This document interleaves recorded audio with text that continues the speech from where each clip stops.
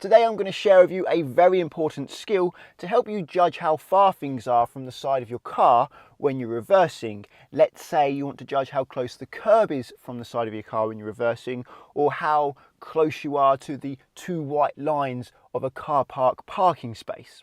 Now the problem is, when I am looking forwards, as I am with this head cam, it's very hard to judge where that curb is. I mean, I've got a front window and I've got a curb, but where is it in relation to the car? Well, I could look out the back window and, well, yeah, that's not much help either, really, is it?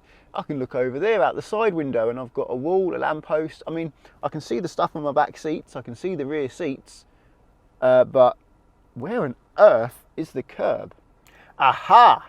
That's where the curb is, in my wing mirror. Now I know you can see a bit too much car in this wing mirror. You should only see about, well, only about 10% of my mirror should show my car, but that's the best I can do with this camera angle. Now, what I can do to help myself see that curb even more is to lower the wing mirror. This car has electric wing mirrors, so it's quite easy. You can just move it down. If your car doesn't have electric wing mirrors, you can always just lift your head to try and see more. But if you've got these luxuries, you may as well use them. Most cars do have electric wing mirrors these days as well. Even if you buy a car that's 10, 15 years old, a lot of them do have electric wing mirrors. So now, how do I get closer to that curb? Well, there's three main steps. The first step is to angle the car towards the curb. Then I'm going to have to get close to the curb. Then I'll have to take that angle off. Now the curb is to the left of me, so I'm going to want to steer left to go towards that curb. So I'll pop it in reverse, take the handbrake off, and I'm going to steer all the way to the left, that way, because that's where the curb is, so that's where I want to go. Always steer the same way you want to go. Don't ever think it's opposite, because it's not. And I'm going to angle the car towards that curb now, so just make sure it's safe to come back, it looks clear. And I'll come back gradually now, and you notice the rectangle of road next to the car will gradually become a triangle of road, as you can see there. That means I'm now at an angle, because the car and the curb are at an angle to each other. And that triangular curb represents how far you are from the curb, or at least the base of the triangle does. If you look at the tip of the triangle, it looks like the car is touching the curb, if you look at it literally, but of course the tip of the triangle always looks that way because, well, there's no gap. It's the base of the triangle that represents your gap from the curb. That's really what you want to pay attention to.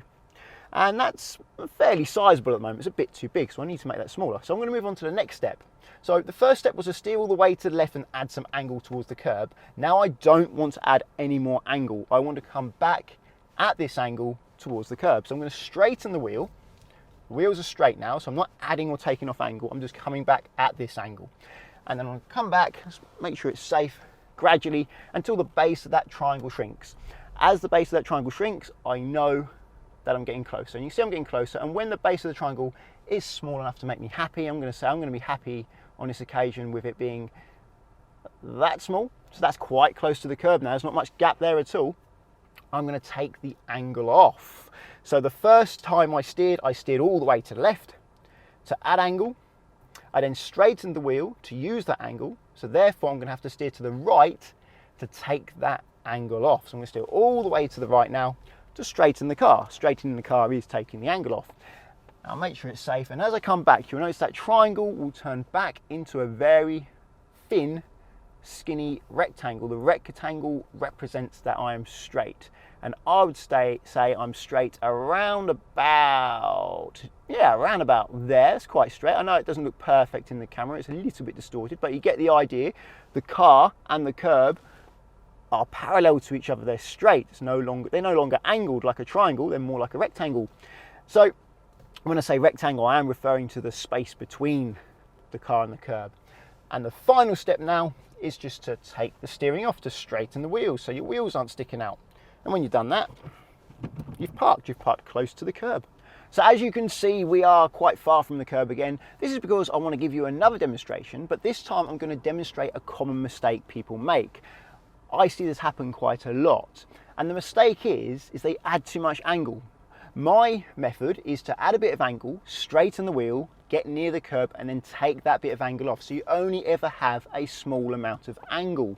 But what I see a lot of people do is they steer all the way towards the curb and they keep adding angle until they're close to the curb, by which time they have a lot of angle and there isn't enough space to take that angle off without hitting the curb, because your car does gradually get closer to the curb as you take angle off, particularly if you've got a lot.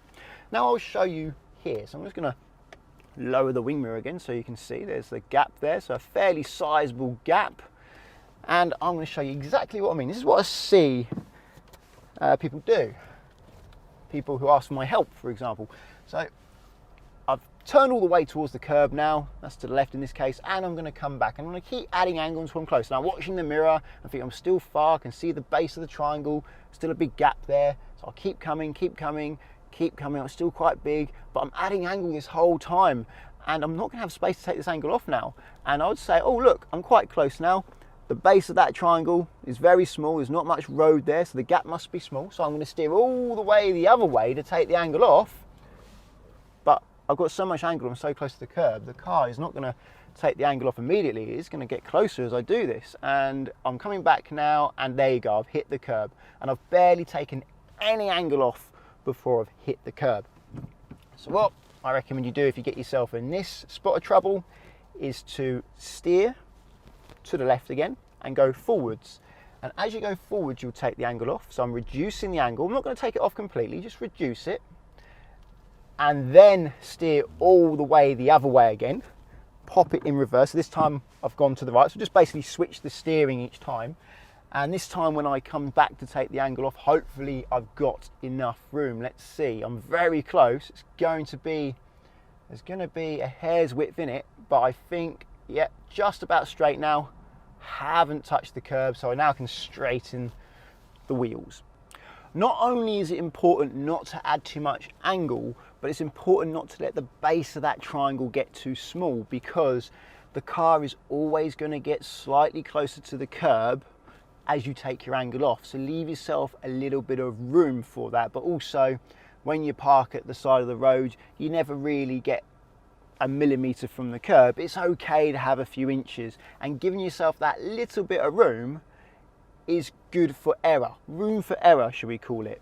I'll show you that now. So I'm going to do my method again that I teach people, but I'm not going to leave any gap at all. I'm going to let the base of the triangle go down to nothing, which it's not going to work, I don't think. We'll see. So I steer all the way to the curb, add my angle. That's a modest amount of angle, not too steep. Straighten the wheel, come back at this angle now, and the base of the triangle is getting smaller. I'll normally wait until the base gets to about that small, so I've got a bit of room there.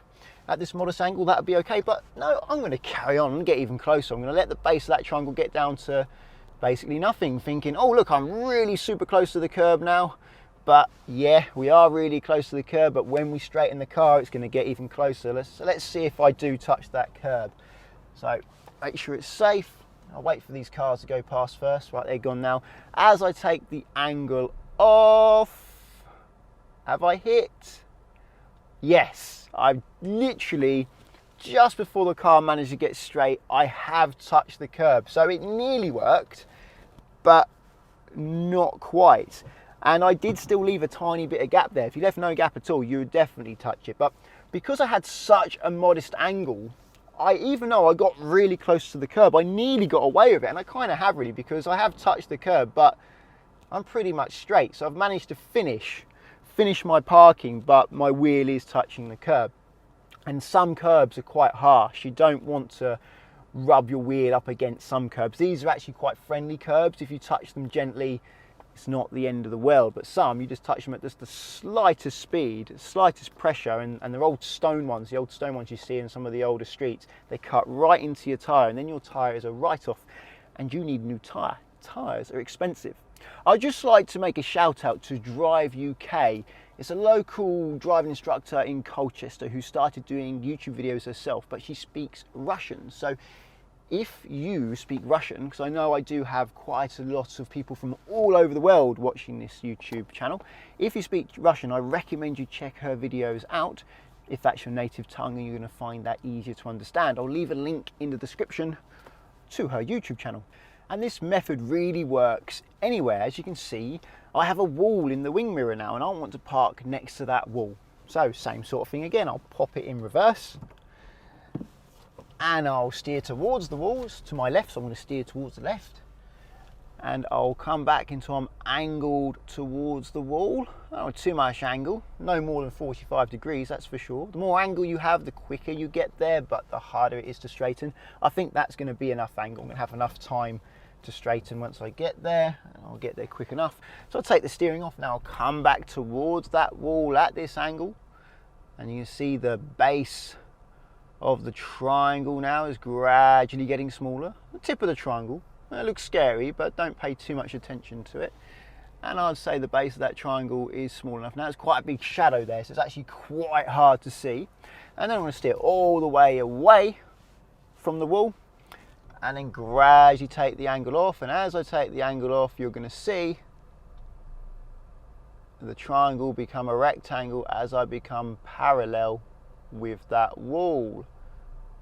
And I'd say that'll do there. Now I haven't got super close to that wall because I'm going by the camera. I've set the mirror up to the camera. I haven't set it up for my eyes, and that shadow meant I really couldn't see how far that wall was, so I didn't want to get too close. But if I had my own eyes there and I had my eyes on the mirror, I'd be able to see more detail because your eyes are so much better than the camera, and I would have been able to get closer. So just taking the steering off now by straightening the wheel, and now I could come back even more if I wanted. And now I can see less shadow. I could, even if I wanted to, do the same thing again. Steer towards to add angle. Now I've added angle, straighten the wheel, come back at this angle till I'm close, and then steer away to take the angle off.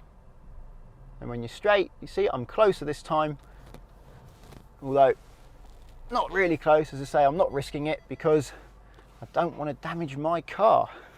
And a similar thing again, this time I'm going to be getting closer to this silver car here. So same thing, but this time it's on the right of me.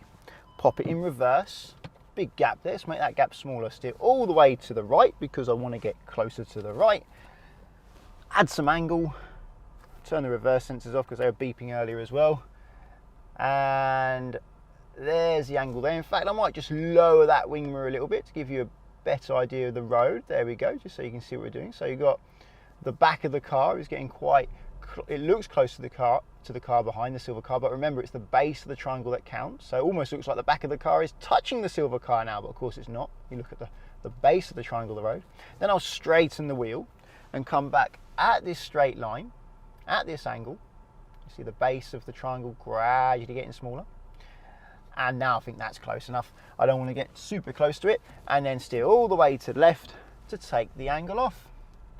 And as I take the angle off, you can see both the cars become parallel with each other. And when the cars are parallel, which is around about here in real life, I think it looks still a bit angled in that camera. It's quite hard to see just using that tiny little screen. I'll straighten the wheel and come back more gradually. It's much easier to do this in real life. If I know you're looking at the mirror there through the camera, but the camera really does miss out detail. When you've actually got the mirror in front of you, it's a lot easier. Now in this car park I don't have lines, unfortunately, which is quite frustrating. I'm just looking at the little screen here. We've got little marks. I really hate these marks. It makes parking so much harder. A good line is much easier to line the car up with. A little half a plus sign basically in maths, whatever you'd call that little mark. They're not very helpful, but I'm going to try and use it and try and show you anyway, because this skill does work anywhere. So I'll pop it in reverse. You can see the gap is quite big between me and that white mark. So it's over to my right, so I'm going to steer all the way to the right. Always steer the same way you want to go. And just make sure it's safe to come back. Kids running around me. And now I'll angle myself towards that white marker. And I try and pretend it's a line. I try to imagine a line there. And I've got a good angle there now towards that. But this time, have you noticed? We don't have a triangle. And that's because we don't have a line. But you can see we're angled towards that area. So I'll straighten the wheel and come back till I'm closer to that white mark. And I guess I'm close enough around about now. And that's why it's harder without a line, because with a line, you'll be able to see a nice triangle of road and you'll be able to easily judge how close you are. But now you've got to sort of imagine the line, and the base of the triangle is really where the longer horizontal part of that white line is. Maybe I can get a little bit closer than that. See, now I'm quite close. And now I'll take the angle off to steer all the way to the left, away from it, to take the angle off. And as the angle comes off, hopefully you'll see the white mark at the back of the parking space, the little plus sign. And I'll say we're roughly straight with that now. No lines, it's hard to tell if I'm straight, but it looks straight. I can look around me as well and see, yeah, well, in relation to the other cars, I look straight in the wheel. And then I come back until I'm far enough back, which is a different video. But I do find when I see the white markings right at the bottom of the car, around about there, turn those reverse sensors off. Stop interrupting me, please. I'm close enough, maybe a smidge more. That's where I normally put it, something like that. I want to try and use this head cam to show you how you could get a better view of the floor if you don't have electric wing mirrors and you have these little sticks that come out here, or you have to adjust them manually, because that's a bit of a palaver, to be frank with you, and best avoided. What you can do, it's not as comfortable, but you can lift yourself up. So if I now look, using this head cam, at the wing mirror, you can see so much of the floor. But if I lift my head and my body up and raise myself up, you can see more. I go down, you can see less.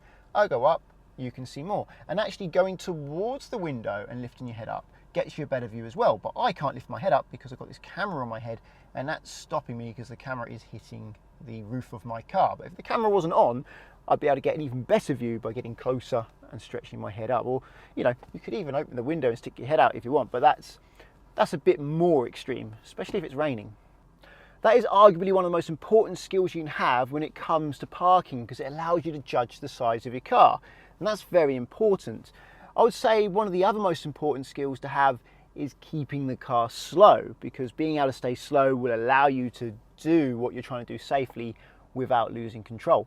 If you want a more detailed video on how to park into a parking space or reverse park into a parking space, check out the link in the top right hand corner of your screen to one of my previous videos for bay parking. If you think the video helps, please give it a thumbs up and check out my sponsors in the description, Collingwood and Confused.com. Collingwood are great if you want to insure yourself on somebody else's car. Say you're learning to drive, because you can insure yourself on the car without affecting their policy, taking away some of the stress from the owner of that car. Using the link in the description will give you the best deal, but it will also support this channel. If you want to insure your own car, check out Confused.com. I genuinely find them to be one of the cheapest, if not the cheapest place to find car insurance for everyone, especially new and inexperienced drivers. Using the link in the description will support this channel again. If you want to get my future videos, please subscribe, and until the next one, cheerio.